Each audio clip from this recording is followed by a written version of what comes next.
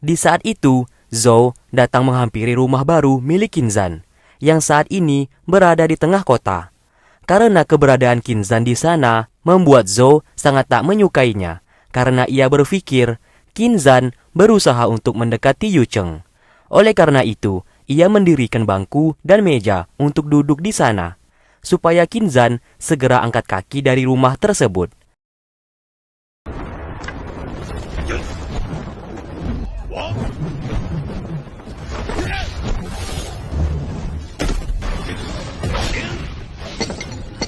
Semua warga pun berkerumun, karena para warga juga tak suka kalau ada seorang iblis hidup berdampingan dengan mereka. Melihat Zhou berada di sana, Qinzhan hanya sekali tepuk, langsung menghancurkan meja kursi yang dipakai oleh Zhou.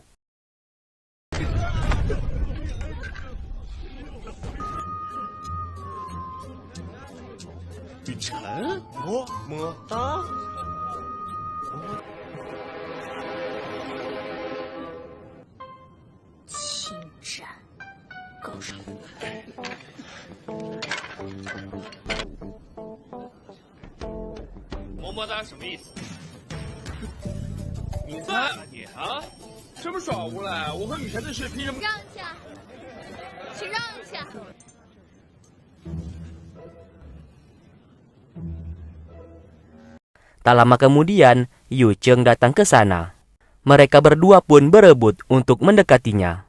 Zhou berkata kepada Yu Cheng kalau saat ini Qinzhan tinggal di rumah tersebut dan berada di permukiman warga. Bukannya marah, justru Yu Cheng menjadi senang.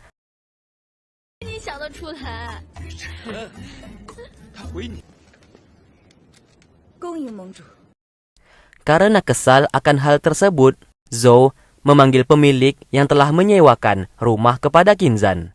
Di sana ia terus memaksa Yu Cheng agar mengusir Qinzhan dari sana.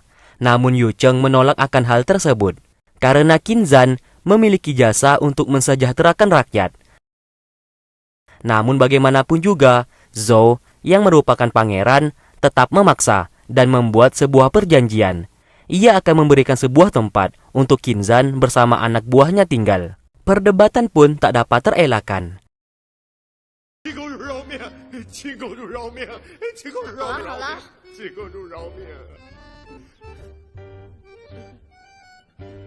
Yu Cheng akhirnya menengahi mereka berdua dan menyuruh Qinzhan menurut saja perkataan dari Zhou. Karena Yu Cheng yang memintanya seperti itu, Qinzhan lalu menuruti perkataan dari Zhou.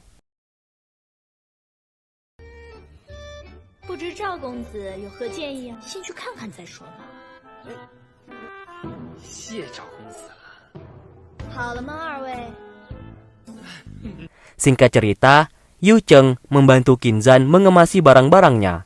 Di sana Qinzhan secara diam-diam menulis sebuah surat, namun ia sembunyikan di saku bajunya, takut akan Yu Cheng mengetahuinya. Lalu ia berkata kalau di tanggal 7 nanti ia mau Yu Cheng datang ke rumah barunya yang sudah disediakan oleh Zhou, karena akan ada kejutan yang ia buat untuk Yu Cheng. Sesaat Yu Cheng menjadi sangat senang, karena di tanggal 7 tersebut merupakan hari ulang tahunnya. Ia pun berpikir kalau Qinzhan hendak memberikan ia sebuah kejutan. Permintaan dari Qinzhan pun akhirnya ia penuhi. Setelah itu, anak buah dari Zhou menunjukkan rumah baru untuk Qinzhan bersama anak buahnya tinggal. Sesaat, Qinzhan menjadi sangat marah, karena bukannya sebuah rumah, melainkan tanah yang tandus, yang kosong melompong. Namun sesaat, ia menyetujui untuk tinggal di sana, karena ia terfikirkan sebuah ide untuk merehab tanah tandus itu menjadi sebuah taman yang sangat indah, yang nantinya ia persembahkan untuk Yu Cheng.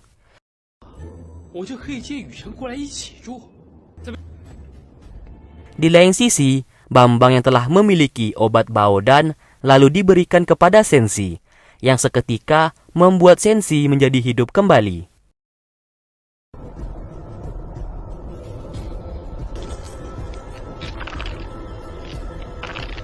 Bambang sesaat memintanya untuk menepati janjinya untuk membantunya menghabisi Qinzhan.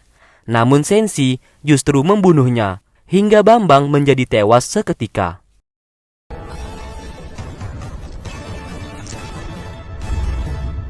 Lalu, Kinzan mengumpulkan semua anak buahnya dan meminta mereka untuk membantunya membuat tanah gersang di sana menjadi sebuah taman dalam waktu 7 hari. Tentu saja mereka semua sangat terkejut karena waktu sesingkat itu harus bisa membuat sebuah taman yang indah. Kinzan mengatakan kalau ia ingin mempersembahkan taman itu untuk ulang tahun Yucheng di tanggal 7 nantinya. Seketika, raut wajah Melati langsung berubah drastis dan segera pergi dari sana. Melihat Melati yang pergi, Kinzan sedikit merasa aneh karena setiap ia menyebut nama Yucheng, Melati seperti langsung cemburu mendengarkannya. Ting di saat itu mengejar Melati karena ia tahu kalau Melati menyimpan perasaan kepada gurunya sendiri, yaitu Kinzan. Ia pun memberikan masukan kepadanya. Kalau Melati menyukai Kinzan, ia harus memberikan perhatian lebih kepadanya, supaya Kinzan bisa balik menyukai Melati. Mendapatkan masukan dari Ting, Melati mulai saat ini akan bersikap perhatian kepada Kinzan. 你怎么会？当年在情场上，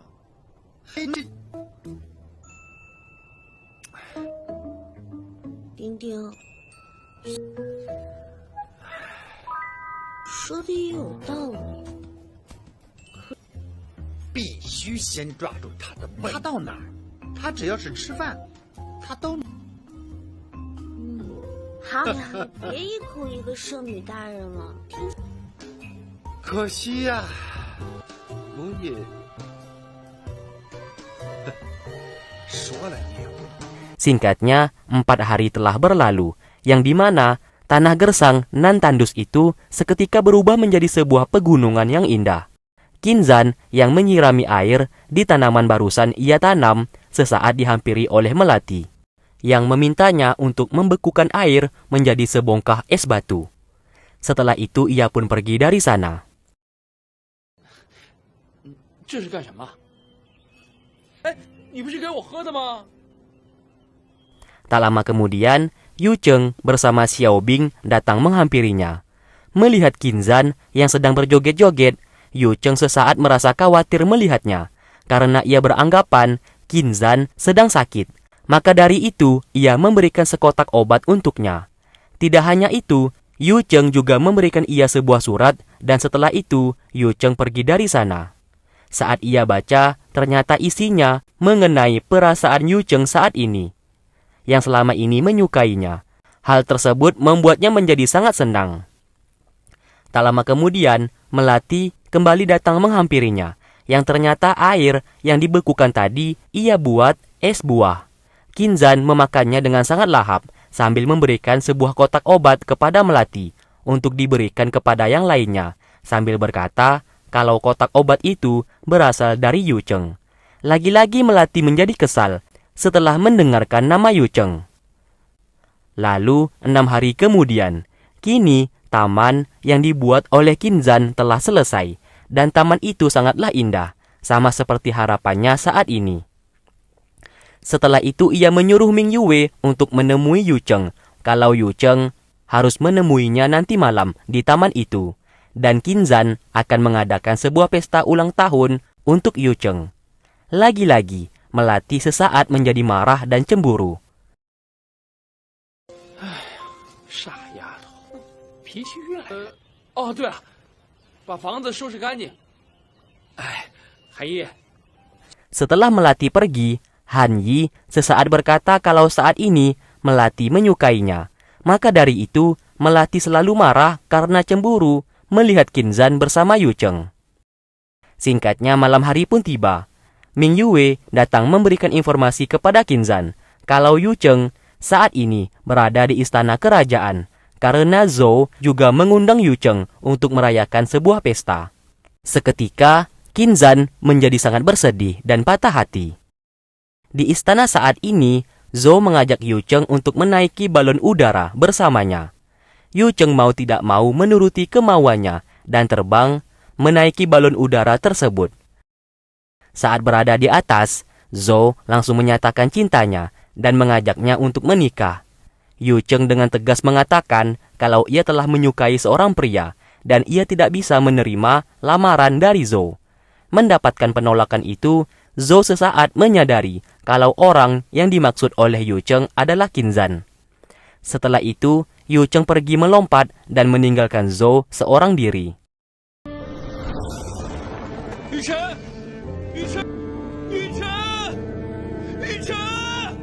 Saat ini, Melati sedang menggalau di tepi danau karena orang yang ia cintai saat ini tidak menyukainya. Ia pun harus merelakan gurunya tersebut bersama dengan Yu Cheng. Di waktu bersamaan, Yu Cheng datang ke taman tersebut dan menghampiri Qinzhan yang sedang mabuk-mabukan.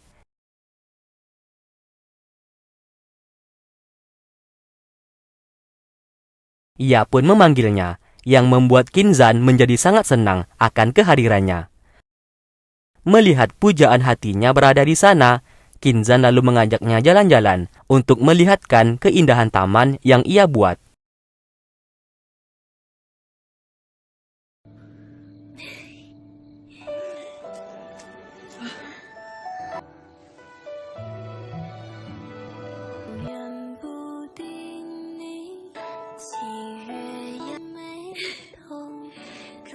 Setelah itu ia pun melamar Yu Cheng agar menjadi istrinya.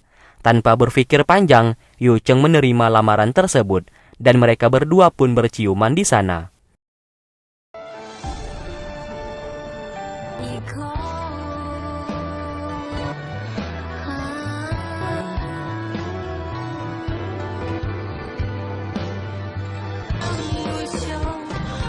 Ternyata, Melati melihat mereka berdua yang sedang ciuman. Makin hancurlah hati Melati kan? Alamak. Di lain tempat, Sensi berada di istana kerajaan. Ia pun menghabisi semua pasukan di kerajaan dan menyandra sang raja, ayah dari Zhou. Di sana ia memaksa sang raja untuk menjadikannya penasihat kerajaan. Sang raja pun terpaksa mengikuti kemauannya karena saat ini ia sedang diancam.